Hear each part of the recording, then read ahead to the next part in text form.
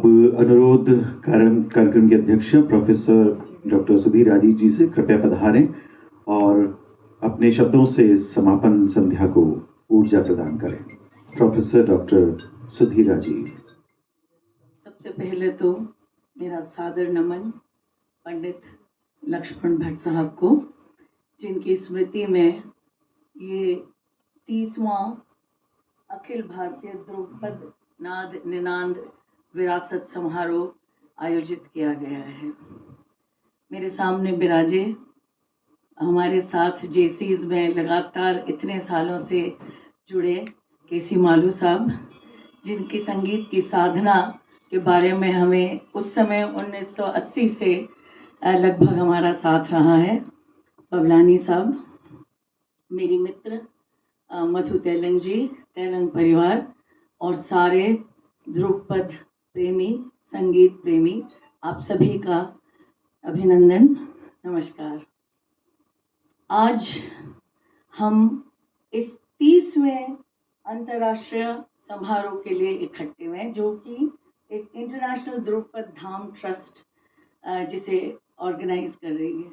दोस्तों, 29 साल की जो यात्रा ध्रुपद के लिए पंडित लक्ष्मण भट्ट तेलंग साहब ने, जो कि पद्मश्री भी रहे हैं, जो संगीत की साधना उन्होंने की, उसके सामने हम सब नतमस्तक हैं। उन्हीं का मुझे लगता है एक लेगेसी है, जिसको कि तेलंग परिवार निरंतर आगे लिए जा रहे हैं। ना ही सिर्फ तेलंग परिवार, पर देश विदेश में उनके जो स्टूडेंट्स रहे, उनके जो शिष्य रहे और जो उन्होंने निरंतरता दी, क्योंकि कोई भी कला होती है उसमें निरंतरता होती है, तब वो कला आगे बढ़ती है, फलती है और फूलती है। आपने देखा कि कल वेबसाइट लॉन्च हुई, उसके बाद में एक बुक लॉन्च की हमने और एक पोस्टर लॉन्च किया। तो किसी भी चीज़ की जो आप निरंतरता, कंटिन्यूटी बनती है, तो वो प्रैक्टिस, परफॉर्मेंस, रिसर्च, इनोवेशन और पब्लिकेशन। तो जो टेक्स्ट है, जो बुक है, जो रीडर है, जो पब्लिशर है, जो परफॉर्मर है, जो आर्टिस्ट है, उस सब का जो एक संबंध इस नए समाज में वे इंटरनेट पब्लिकेशन से हुआ है, तो निश्चित रूप से ध्रुपद की जो ये संगीत है वो आगे बढ़ेगा। मेरा संगीत से ये संबंध है कि जब मैं कथक कुंदनलाल जी गंगानी साहब की मैं शिष्या रही हूँ, तो जब हम कथक करते थे तो नीचे से कला केंद्र हुआ करता था, जहाँ पर दामोदर लाल जी काबरा साहब रहते थे, जो बहुत बड़े सरोद वादक थे, विश्वविख्यात सरोद वादक थे। तो वो हमेशा मेरे पिताजी से कहते थे कि डांस का अर्थ तब तक नहीं है जब तक कोई संगीत को ना समझे। तो पंडित श्री सागर जी आया करते थे, और मैं छोटी सी थी, स्कूल में पढ़ती थी, और मुझे ले जाया करते थे। और जब मैं कहती थी नहीं गुरुजी मेरे पाँव दुख रहे हैं, तो वो कहते थे नहीं, म्यूजिक से तेरे पाँव ठीक हो जाएंगे। तो नीचे हम उस माहौल में बड़े हुए, जहाँ पर कि दम्मू दादा का सरोद बजता था, जहाँ पर मृणाल सेन जी की सितार, पत्ते खां जी की सारंगी और क्षीर सागर जी की स्वर लहरियां, कुंदनलाल जी गंगानी साहब का नृत्य, और इन सब का समावेश, नृत्य और संगीत जब आपके अंदर होता है, तो एक अलग सी, जिसे कहते हैं, एक अलग सी अनुभूति, एक अलग सी खुशी होती है। और आज जब मैं यहाँ आई हूँ, तो मुझे लगता है कि शायद उन दिनों में थोड़े समय के लिए मैं ट्रांसपोर्ट होंगी। जोधपुर भी जहाँ से मैं आती हूँ, सांस्कृतिक कार्यक्रमों के लिए बहुत जाना जाता है। उसको मैं राजधानी भी मानती हूँ, क्योंकि जितने भी नाटक मैंने देखे हैं, एनएसडी से लगाकर दूसरी रेपर्टरीज के, और हार्वर्ड की रेपर्टरी में भी म्यूजिक के, डांस के प्रोग्राम्स जो मैंने देखे हैं, जो मैंने जिनसे थोड़ा बहुत सीखा और जाना है, ये सब जब मैं उन सबको एक साथ देखती हूँ, तो मैं पाती हूँ कि किस तरह म्यूजिक ने मेरे जीवन में चेंज लाया। और ये जो ध्रुपद नाद निनाद समारोह जो आज इन्होंने लिया है, तो सबसे पहले तो मैं पंडित पद्मश्री लक्ष्मण भट्ट जी की जो विरासत है, जो लेगेसी है, आप समझें कि 40 साल तक किसी चीज को, तो वो 40 साल तो सिर्फ 30 साल तो सिर्फ इनको इंटरनेशनल ध्रुपद धाम ट्रस्ट को चालू करे हुए तो आप सोचें कि उनकी साधना और कितनी पुरानी होगी, और उस साधना को आगे ले जाना, उसको बढ़ाना, उसको समृद्ध करने का काम उनके शिष्य और उनका परिवार और उनके परिवार के भी शिष्य, जैसे मैं श्याम सुंदर जी यहाँ बैठे होंगे, उनसे भी मेरा परिचय है। उन्होंने भी मेरी ग्रैंड डॉटर को कुछ समय तक म्यूजिक सिखाया था। तो ये सब मिलकर देश विदेश में जो पंडित तेलंग साहब ने जो काम किया, जो शिष्य दिए, और आज हम उनके इनको सम्मान देने, उनकी याद में हम एकत्रित हुए हैं। पर हम एक और विश्व में जो 525वां हम मीराबाई का समारोह जो उनके जन्म शताब्दी को मना रहे हैं, इसका भी एक ट्विन पर्पस है उसमें, और वो ये है कि शायद मुझे ऐसा लगता है कि पद्मश्री पंडित लक्ष्मण भट्ट साहब को मीरा और उनके गीत बहुत पसंद थे। काफी सारे उन्होंने म्यूजिक में भी ढाले, लगभग 400-500, और उसको म्यूजिक में ढालकर उन्होंने ना ही सिर्फ उसको, पर उसके साथ नवाचार भी किए। क्योंकि कोई भी ट्रेडिशनल सॉन्ग, कोई भी ट्रेडिशनल जो 500-600 साल पुरानी राग है, वो जीवित तभी रह पाएगी जब उसमें कुछ नया किया जाएगा, उसमें ट्रेडिशनल राग में कोई नवाचार किया जाएगा। तो मैं साधुवाद देती हूँ इस परिवार को और भट्ट साहब को कि उन्होंने ये नवाचार किए, नई नई चीजें, नई नई शोध, और जो ये राजस्थान की दो विभूतियां हैं, पंडित भट्ट साहब और मीराबाई, इन दोनों को आज हम अपने श्रद्धा सुमन अर्पित करने आए हैं। उनके सम्मान में हम सब एकत्रित हुए हैं। दोस्तों, ये जो जमाना है जिसमें कि पुरानी कलाएं को जिंदा रखना बड़ा कठिन कार्य है, उस समय में ये जो ग्लोबलाइजेशन का एरा है, इस एरा में इन पुरानी धरोहर को जिंदा रखना एक बहुत बड़ा काम है। क्योंकि हमारी संस्कृति के संवर्धन और उसके संरक्षण का काम एक महती आवश्यकता है, और उस संरक्षण में और उसमें ये जो 3-4 संस्थाएं एक साथ आई हैं, इंटरनेशनल ध्रुपद धाम ट्रस्ट, रसमंजरी संगीतोपासना केंद्र, RIC that is Rajasthan international centre, और उत्तर और दक्षिण दोनों मिल गए, उत्तर और पश्चिम, उत्तर क्षेत्र सांस्कृतिक केंद्र पटियाला, कहाँ पटियाला पंजाब, और उदयपुर। तो ये इन सब का जो समागम आपके सामने इन 2 दिनों में प्रस्तुत था, मैं उनको साधुवाद देती हूँ, क्योंकि इस कला को आगे बढ़ाने की बहुत आवश्यकता है। तो इसमें आप सब एक साथ मिलकर, और आपने एक बहुत सुंदर संगीतमय शाम कल भी सजाई थी, और आज भी उसका समापन समारोह है। निश्चित रूप से हम यहाँ से समृद्ध होकर जाएंगे।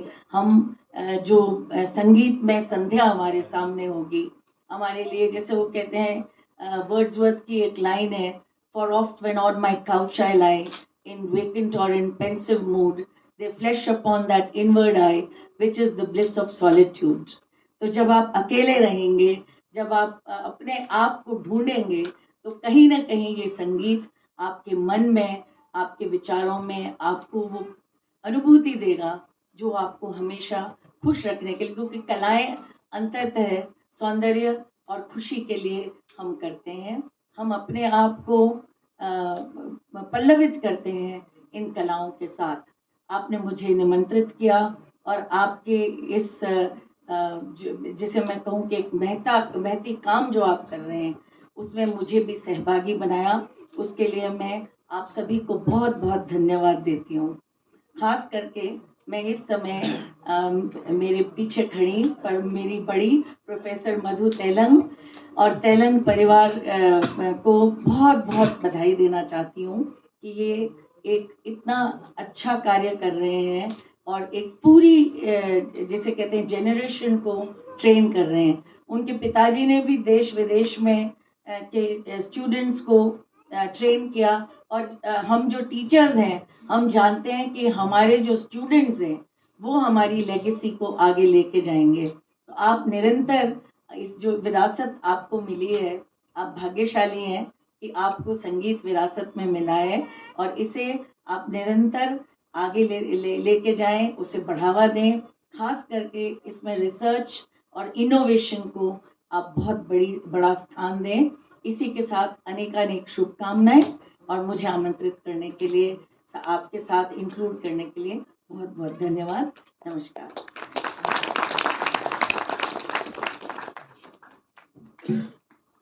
बहुत धन्यवाद अपने ऊर्जात्मक शब्दों के लिए प्रोफेसर डॉक्टर सुधीर राजीव जी। आज की प्रस्तुतियां आरंभ हों उससे पहले कल की भांति हम जो हमारे वरिष्ठ जन हैं, जैसे कल हमने आरंभ में हमारे वरिष्ठ कलाकारों का अभिनंदन किया था, सम्मान किया था, उसी श्रृंखला में आज की समापन संध्या का भी शुभारंभ हम सम्मान से करेंगे। पहला सम्मान हम देंगे डॉक्टर पंडित राजकोशी राम जी, जो लखनऊ से हमारे बीच पधारे हैं, किंतु जब तक वो यहाँ आए उनसे पहले हमारे सामने जो विभूति विराजमान है, श्रीमान डॉक्टर सुरेश बबलानी साहब अजमेर से पधारे हैं। आपको हम सादर आमंत्रित करते हैं, और आपको सम्मान देने के लिए प्रोफेसर डॉक्टर सुधीर राजीव जी को एक बार पुनः कष्ट देंगे, श्रीमान केसी मालू साहब को भी कष्ट देंगे। आप दोनों कृपया पधारें, और ट्रस्ट के सदस्यगण रवि भट्ट जी, तैलंग, निशा भट्ट जी, आप सभी भी आए और सब मिलकर हम सम्मानित करेंगे। पहले डॉक्टर सुरेश बबलानी साहब आमंत्रित हैं, कृपया पधारें। साहित्य के क्षेत्र में आपका नाम बहुख्यात है। कई प्रतिष्ठित सिंधी लेखकों की रचनाओं को जब हम पढ़ते हैं तो आपका नाम प्रथम पंक्ति में लिया जाता है। हिंदी पत्रिका साहित्य सुरभि के संपादन ने आपके इस कार्य की ओर आपको उन्मुख किया है। सिंधी अकादमी के 1997 से 2000 तक आप सदस्य रहे हैं।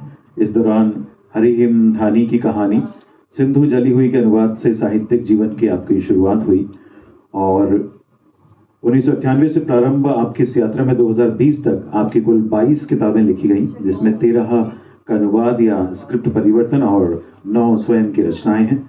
हिंदी साहित्य के उत्कृष्ट स्वरूप के प्रति जनमानस को जागरूक करने में आप सिंधी में एकांकी नाटक लेखन के द्वारा भी उल्लेखनीय सेवाएं कर रहे हैं, और आज इंटरनेशनल द्रुपद धाम ट्रस्ट के 2 दिवसीय समारोह की समापन संध्या में आपका सम्मान करते हुए, साहित्य वाङ्मय विभूति सम्मान देते हुए हम प्रशंसा, गर्व, हर्ष का अनुभव करते हैं।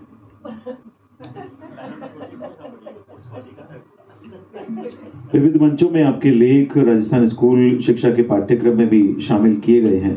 2000 से लेकर 2013 के अंतराल में संस्कार भारती चित्तौड़ के राज्य सचिव के उत्तरदायित्व के समय में अजमेर में राज्य स्तरीय नाट्य समारोह का आयोजन भी किया गया। आप संस्कार भारती के उत्तर पश्चिम क्षेत्र प्रमुख की महती भूमिका निर्वहन के उपरांत वर्तमान में संस्कार भारती के अखिल भारतीय साहित्य विद्या संयोजक का सक्रिय उत्तरदायित्व निभा रहे हैं। बहुत बहुत आपको शुभकामनाएं और बहुत सारी बधाइयां। हम भी स्वयं गर्व का अनुभव कर रहे हैं। मालू साहब कृपया मंच पर हैं। अब जो अगला सम्मान है वो ध्रुव पदाचार्य पद्मश्री पंडित लक्ष्मण भट्ट तैलंग संगीत विभूति सम्मान है, जिसे देते हुए हम बहुत ही हर्ष का अनुभव कर रहे हैं। ये सम्मान हम प्रदान कर रहे हैं। ये हमारा सौभाग्य है लखनऊ से पधारे डॉक्टर पंडित राजकोशी राम जी को, जो पखावज सम्राट हैं। बड़े आदर सम्मान के साथ हम आपको मंच पर आमंत्रित करते हैं। एक लंबा समय पंडित राजकोशी राम जी ने अपनी इस विधा को दिया है, और इस लंबे समय में अनेक प्रतिष्ठित कलाकारों के साथ अपने संगत भी की है, एकल वादन भी किया है, और आज जिस उम्र के पड़ाव पर पंडित राजकोशी राम जी अभी भी सक्रिय हैं वो काबिल तारीफ है। इतनी उम्र में भी पखावज जैसे कठिन वाद्य को साधे रखना अपने आप में एक कठिन और दुर्गम कार्य है। और पंडित जी, ये हमारे लिए सौभाग्य की बात है कि पंडित जी अभी भी इस वाद्य में सक्रिय हैं, और आज आपका पखावज वादन भी होगा। हमारे लिए हर्ष का विषय भी है कि आज हम आपको सम्मानित कर रहे हैं। ये हमारे लिए गौरव का विषय है।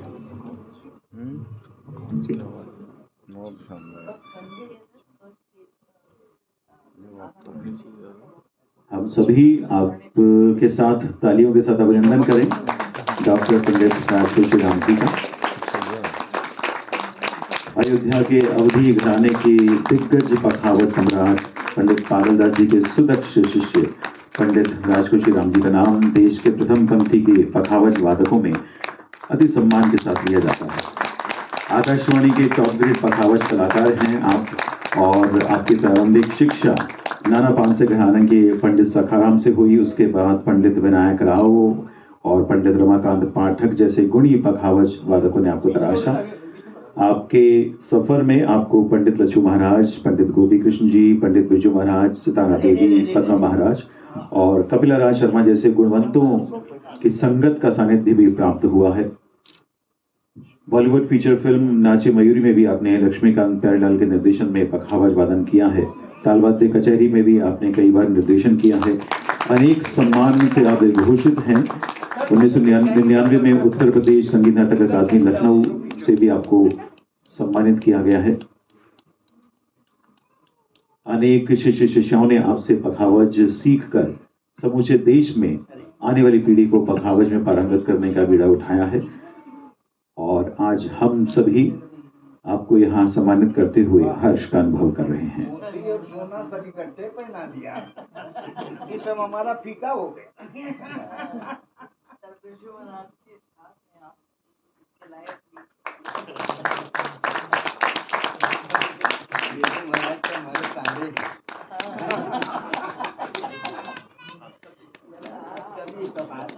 लगेगा सब रवि जी। अरे यार आप पीछे रहे यार।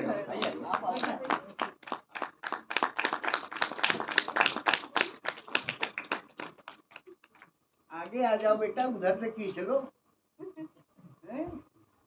सबसे बड़ी बात है फेसबुक पे बहुत लाइव है और सबको आशीर्वाद देते हैं। ये सब डालेंगे हम फेसबुक। बहुत ज्यादा सक्रिय हैं कला के क्षेत्र में, अपने क्षेत्र में तो है ही है, पर कला के प्रचार के लिए आशीर्वाद भी सुरीला सुरीली बधाई आ गया।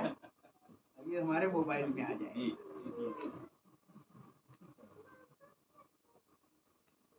हो गया बढ़िया ना है तो बहुत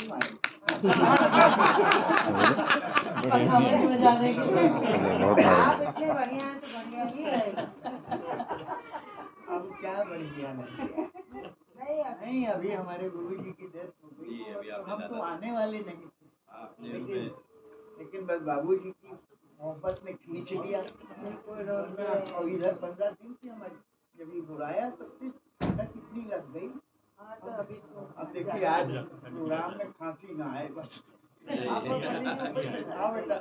ऊपर ही नहीं, अब तो हमको बजाना है ना। कौन सा हमसे हम यहाँ पर मंच पर डॉक्टर सुरेश बबलानी जी को रोकना चाहेंगे। बाकी सभी सदस्यों से, अतिथियों से निवेदन किया आप अपना स्थान ग्रहण करें।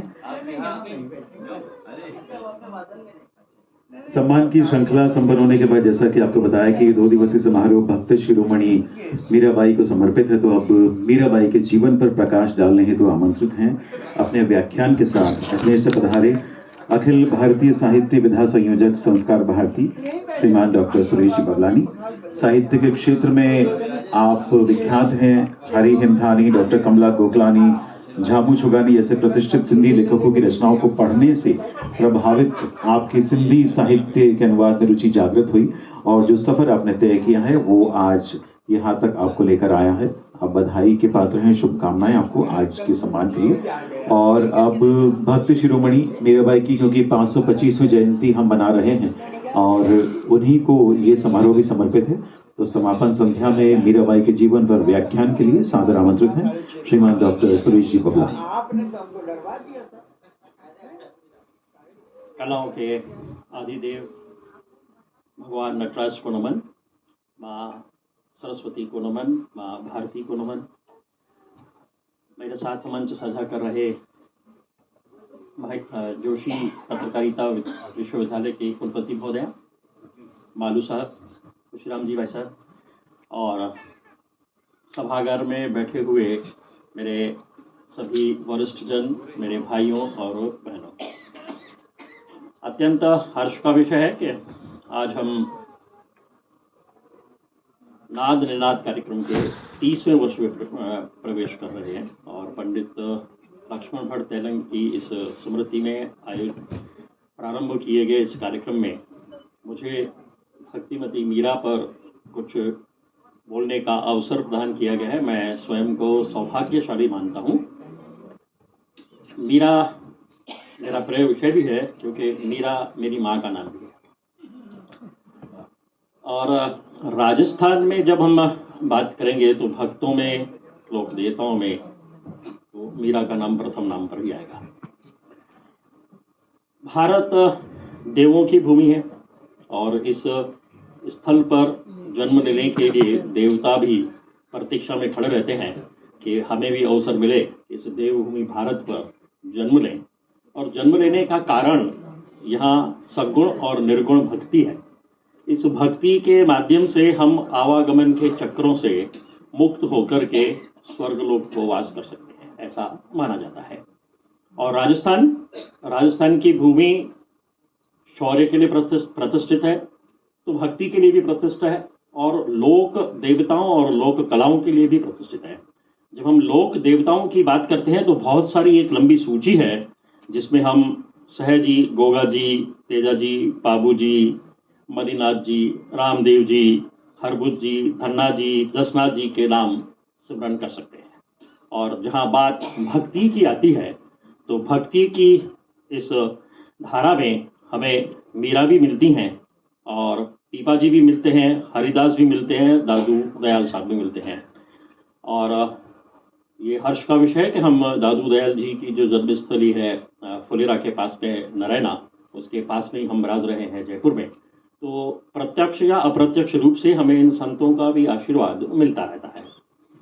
मित्रों, मीरा का जब हम सिमरन करते हैं तो मीरा के जो आराध्य हैं भगवान कृष्ण, लीलाधर कृष्ण, जिनको उन्होंने अपना जीवन पूरा समर्पित कर दिया और भक्ति के रूप में उन्हें स्मरण करती रहीं, चाहे उनके जीवन में कितना भी कष्ट आया हो।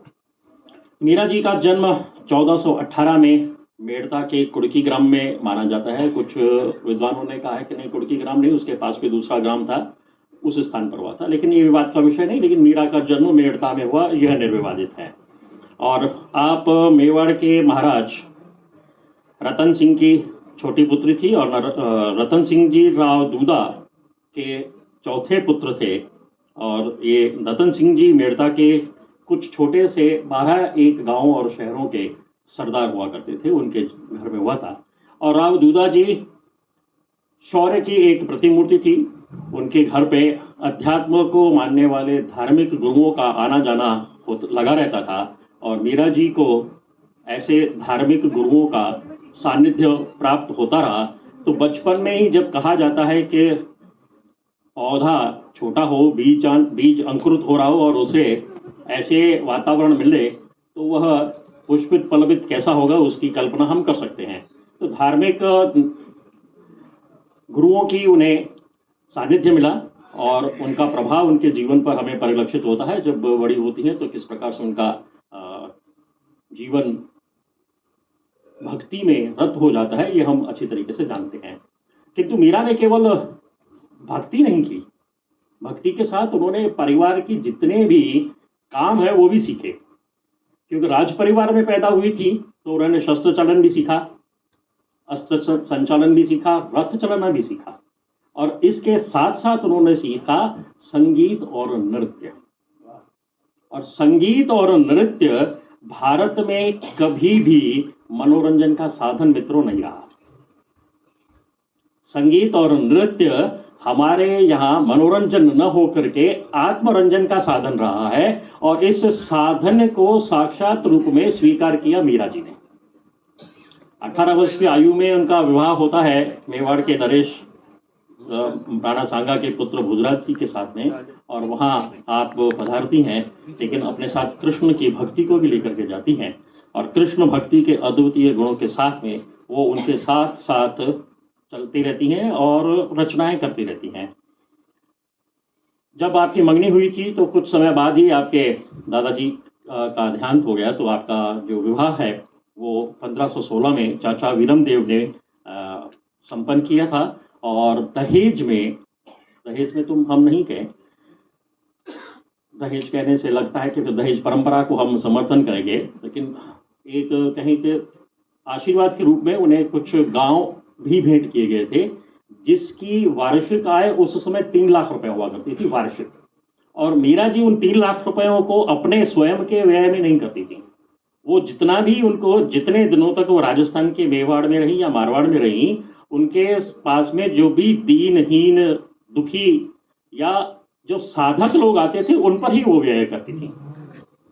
जब कृष्ण की वो भक्ति करती हैं, और देखिए दुर्भाग्य से उनके जो पति हैं युवराज, वो 1522 या 1525 और 26 में वीर गति को प्राप्त हो जाते हैं। तो उसके बाद वो चित्तौड़ में रहती हैं, और उनके जो ससुर साहब हैं वो उनको, राणा सांगा साहब, वो राव दूधा जी की तरह ही रखते हैं, अपनी पौत्री की तरह उनका पालन पोषण करते हैं।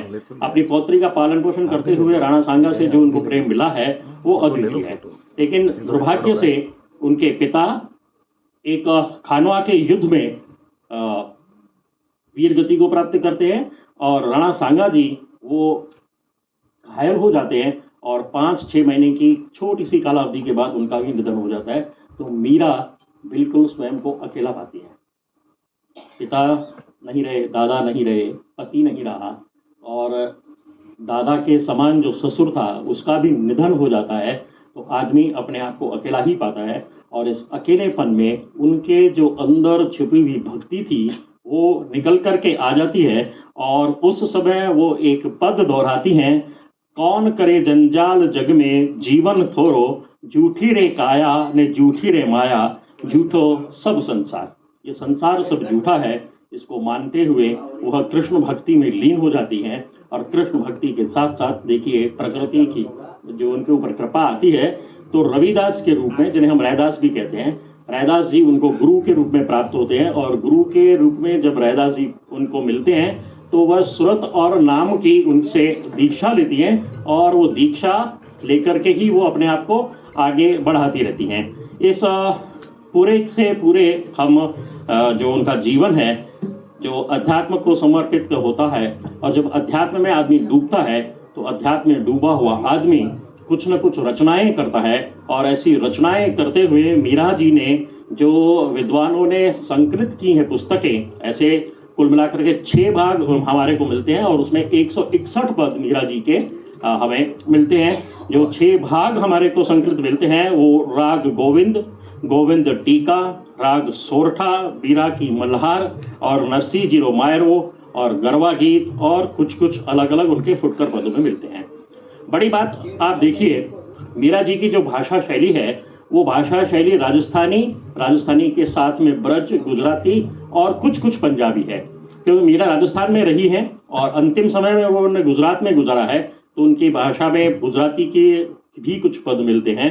उत्तर प्रदेश में वो जीव गोस्वामी के साथ उनकी भेंट हुई है, तो आप सभी को याद होगा जीव गोस्वामी से जब वो मिलने जाती हैं तो मीरा से मिलने के लिए वो मना कर देते हैं। वो कहते हैं मैं किसी स्त्री से नहीं मिलता, मैं पुरुषों से ही साक्षात्कार करती हूँ। तो तब वो उनको कहती हैं कि मैंने तो सुना था कि वृंदावन में पुरुष तो केवल कृष्ण ही है। तो गोस्वामी जी बड़े लज्जित होते हैं और उनको दरवाजा खोलते हैं, उनके दर्शन करते हैं, उनके साथ में आध्यात्म पर चर्चा होती है। और काफी समय तक मीरा गोस्वामी जी के साथ में आध्यात्म पर चर्चा करती रही हैं। और उसके पश्चात वह गुजरात की ओर जाती हैं, गुजरात में द्वारका में रह करके कृष्ण की भक्ति करती रहती हैं। मीरा जी की जो रचनाएं हैं, क्योंकि जो प्रकाशन का समय है या प्रकाशन का जो काल है वो 1800 से प्रारंभ होता है, 19वीं शताब्दी में प्रारंभ होता है। इससे पहले हमारे यहाँ पर जितने भी जो हमारी साहित्य की या हमारे रचनाओं की जो पांडुलिपियाँ मिलती हैं वो ताम्रपत्र पे मिलती है, या ज़्यादातर हमें साहित्य श्रुति और स्मृति के माध्यम से मिलता है। तो ये लोक कथाओं और लोक गीतों के माध्यम से हमारे यहाँ पे मीरा जी के पद जो है वो संकलित हुए हैं और उनको लोगों ने गाया है। मीरा के पदों में जो भक्ति में संगीत है, उस संगीत की तरफ संकेत जो है ध्रुवदास जी ने किया है भक्त नामावली में। वो लिखते हैं, नृत्यत नुपुर बांध के गावत लय करतार, विमल होयो भक्तन मिल्यो तरन समयो सम गण्यो संसार। ये जो पद है इससे बिल्कुल स्पष्ट हो जाता है कि मीरा को शास्त्रीय संगीत की जानकारी थी और शास्त्रीय संगीत उनके रगों में बसा हुआ था, जिसके आधार पर उन्होंने पद लिखे हैं। नाभदास जी भक्तमाल में मीरा के संबंध में लिखा है कि भक्ति निशान बजाए के काहू के ताहिन लजी, लोक लाज कुल श्रृंखला तज मीरा गिरधर भजी। यह नाभदास जी ने कहा है। और भक्त हरिदास ने एक पद के माध्यम से मीरा जी के संगीत के ज्ञान का परिचय कराया है। लिखते हैं, एक रानी चित्तौड़ की ताल बजावे गोविंद गुण गावे, लाज तजी बड़ लोड़ की नृत्य करे नीका होए नाचे, भगत को भावे बाई चौड़ा की। यानी मीरा ने किन किन रागों और रागनियों का प्रयोग किया है, इसके लिए भी बहुत सारे विद्वानों ने शोध और अनुसंधान किए हैं। तो कुल मिलाकर के 53 राग हैं जिनमें मीरा ने अपने पदों की रचना की है। उन 53 रागों का नाम मैं नहीं लेता क्योंकि यहाँ संगीत के इतने सारे विद्वान बैठे हैं, तो मैं साहित्य का विद्यार्थी हूँ, यदि ऐसा करूँगा तो कुछ अतिशोक्ति हो जाएगी। लेकिन प्रमुख रूप से जो उन्होंने राग या रागनियाँ में अपने पद लिखे हैं उसमें है काफी, झंझोटी, लावना, पीलू, दुर्गा, पहाड़ी, सोरठा, सावन, नीलांबरी तथा भैरवी। आपने सिद्धि भैरवी का भी उपयोग अपने पदों में किया है, ऐसा जो है विद्वानों ने कहा है। आपके पदों की विशेषता वह और वेदना कृष्ण को समर्पित तो है ही, लेकिन उसमें आपको श्रृंगार रस भी मिलेगा और शांत रस भी मिलता है। कुछ पद मैं आपके समक्ष प्रस्तुत करने की चेष्टा करता हूँ कि किस प्रकार से उन्होंने अपने पदों में विभिन्न रसों का प्रयोग किया है। कहती हैं, हरि मने पार उतार नमी नमी वेनती करूं, हरि मने पार उतार नमी नमी वेनती करूं छू, जगत मां जन्मी ने बहुत बहुत दुख देखिया, संसार शोक निवार, कष्ट आपे बने कर्मना बंधन बंधन दूर तू कर करतार, आ संसार वयो वयो जाय छे लख 84 धार, मीरा कहे प्रभु गिरधर नागर, आवा गमन निगार, आवा गमन निगार। तो विरह की वेदना किस प्रकार से प्रस्तुत करती हैं, कहती हैं, प्यारे दर्शन दीजो आए, प्यारे दर्शन दीजो आए, तुम बिन रहो न जाए, जल बिन कमल चंद बिन रजनी, ऐसा तुम देखा बिन सजनी, आकुल व्याकुल फिरूं रैन दिन, आकुल व्याकुल फिरूं रैन दिन, विरह कलेजा खाए, दिवस न भूख नींद नहीं रहना, मुख से कथन न आए, मुख से कथन न आए बहना, कहा करूं कुछ आवत कहत न आवे, मिलकर तपत बुझाए, क्यों तरसाओ अंतर्यामी, आओ मिलो कृपा कर स्वामी, आए मिलो कृपा कर स्वामी, मीरा दासी जन्म जन्म की, परी तुम्हारे पाए, परी तुम्हारे पाए। यानी प्राणों में श्री चरणों में निवेदन करती रहती हैं कि हे हरि मुझे दर्शन दीजिए। कि दर्शन की अभिलाषा एक अध्यात्म के शिष्य को कितनी होती है, यह इस पद से स्पष्ट होती है। जब हम अध्यात्म में बैठकर के गुरु की प्रार्थना करते हैं, गुरु का स्मरण करते हैं, तब शिष्य की जो स्थिति है वह मीरा की स्थिति यहाँ परिलक्षित होती है। और श्रृंगार रस का एक पद देखिए, सखीरी मैं तो गिरधर के रंग में राती, पचरंग मेरा चोला रंगा दे, मैं झुरमुट खेलन जाती, पचरंग मेरा चोला रंगा दे, मैं झुरमुट खेलन जाती, झुरमुट में मेरा साईं मिलेगा।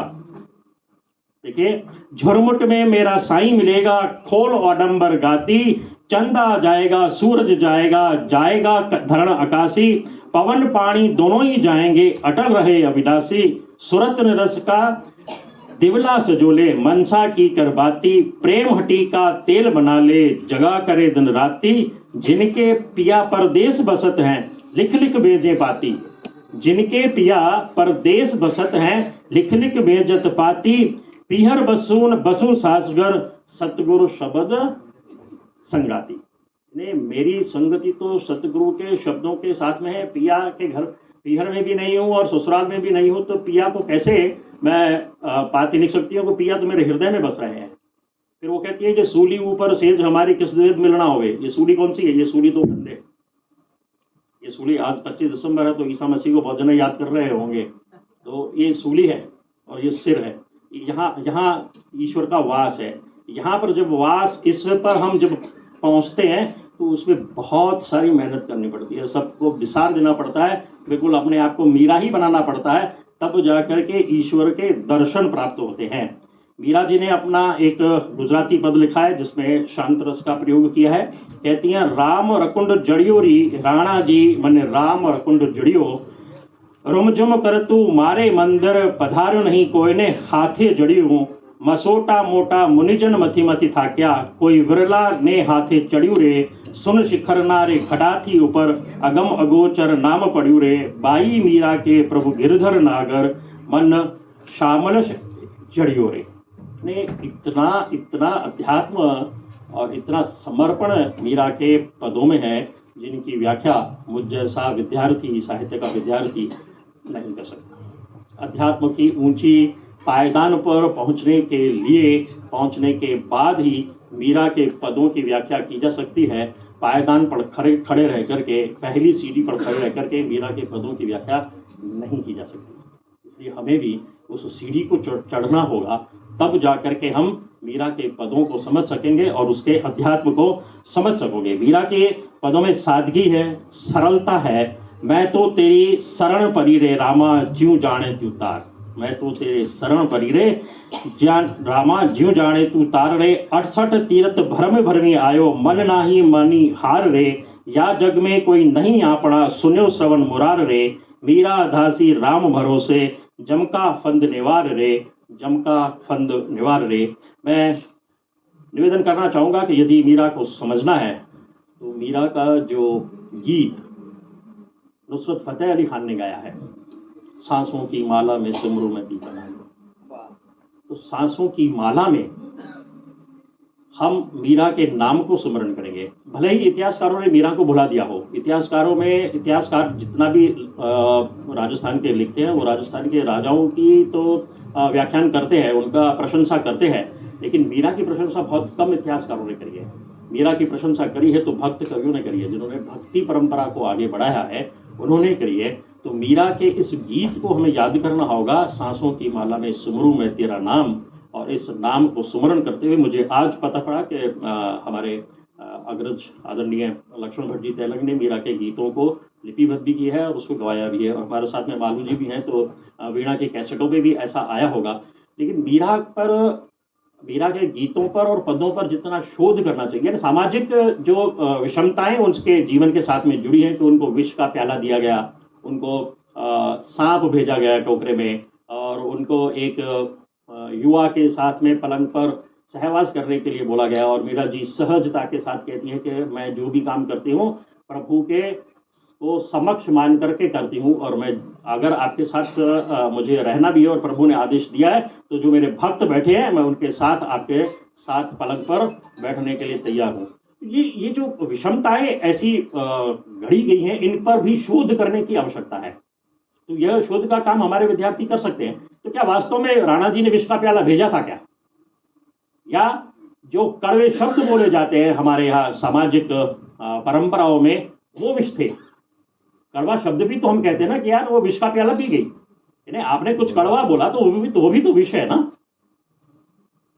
तो ऐसी जो विषमताएं जो हमारे को हमें रटाई गई हैं, उन पर अभी हमें शोध करने की आवश्यकता है। मानता हूं कि 525 साल हो गए हैं, इस पे हमें कुछ नहीं मिलेगा, लेकिन मिलेगा, क्योंकि शोध करने के लिए हमेशा एक अलग प्रकार के चश्मे की आवश्यकता होती है। उस अलग प्रकार का चश्मा जब आप पहनोगे तो आपकी दृष्टि भी बदल जाएगी और आपका दृष्टिकोण भी बदल जाएगा। हम किसी को महान बना रहे हैं, ठीक है, लेकिन एक को महान बनाने के लिए आप दूसरे को नीचा नहीं दिखा सकते। इस तरीके से आप हमारे मेवाड़ के परिवार को आप नीचा नहीं दिखा सकते कि मीरा को राज परिवार ने विष दिया था, कड़वे बोल बोल रहे थे, इसलिए वो मीरा ने विष का प्याला पिया, और हार को जो 9 लखा हार उनको भेजा गया था, उनको लोगों ने कह दिया कि ये सांप का पिटारा था, उसमें सांप भेजा गया, या उनको मारने की कोशिश की गई, या उनको चरित्र हनन करने का प्रयास किया गया। तो चरित्र हनन का प्रयास हमारे समाज में कभी भी नहीं हुआ है। किसी की भी कोई भी इतिहास उठा करके देखिए, कभी नहीं हुआ। किसी स्त्री का चरित्र हनन पुरुष समाज नहीं कर सकता। हमारे राजस्थान में तो नहीं कर सकता।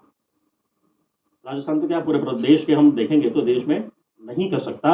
अब अगर हमें आध्यात्मिकता के उच्चतम शिखर को पहुंचना है तो मीरा की यह दो पंक्तियां कहकर के मैं अपना स्थान ग्रहण करना चाहूंगा।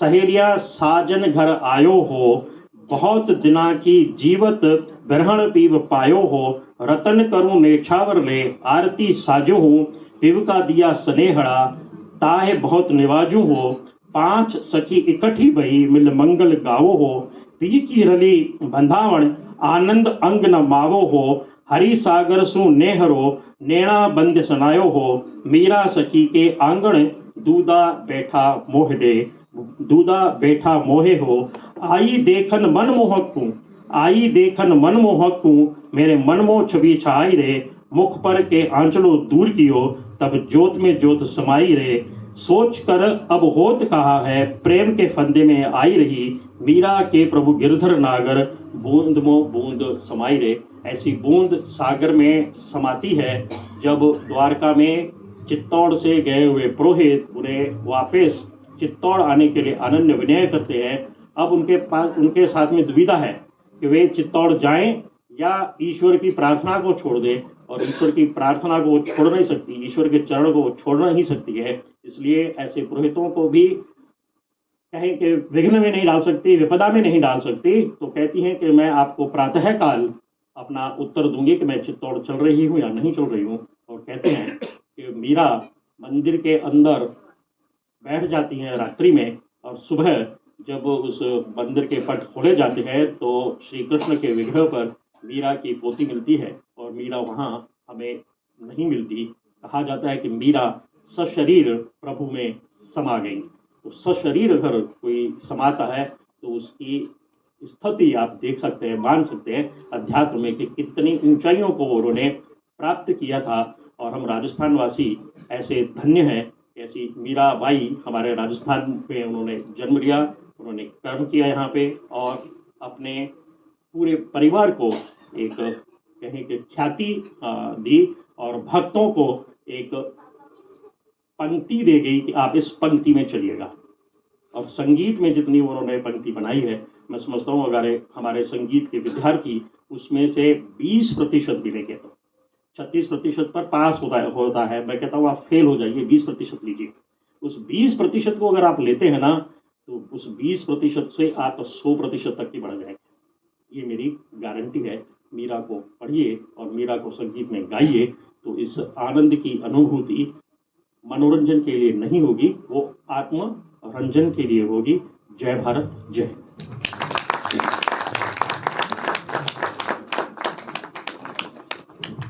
अपने व्याख्यान के लिए बहुत बहुत धन्यवाद श्रीमान डॉक्टर सुरेश गुरलानी साहब।